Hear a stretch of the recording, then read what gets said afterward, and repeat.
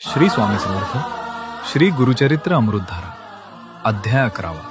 8व्या अध्यायातील जी ब्राह्मण स्त्री शनिप्रदोष व्रत व श्रीपादांची पूजा करीत असे ती पुढील जन्मात वाजसनेयी शाखेच्या ब्राह्मण कुळात अंबा भवानी म्हणून जन्मास आली व पुढे तिचा विवाह त्याच गावातील माधव ब्राह्मणाशी झाला. मागील जन्मात श्रीपादांनी तिला आशीर्वाद दिल्याप्रमाणे साक्षात दत्त महाराजांनीच तिच्या उदरी श्री नृसिंह सरस्वती असा अवतार घेतला. जन्मतःच हे दिव्य बाळ ओमकाराचा उच्चार करू लागले.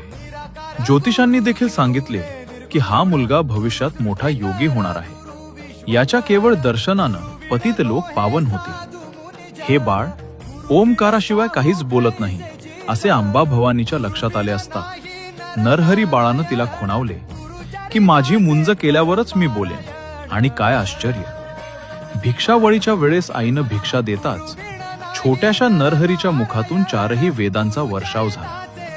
नरहरी बाळानं आईच्या मस्तकावर हात ठेवला असता तिला पूर्वजन्माचं स्मरण झाले.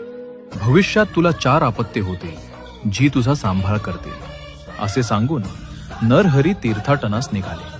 आईनं त्याला खूप समजवण्याचा प्रयत्न केला, पण नरहरीनं तिला जे तत्वज्ञान सांगितले ते पुढील अध्यायात पाहू. श्री गुरु दत्तात्रेयार्पणमस्तु.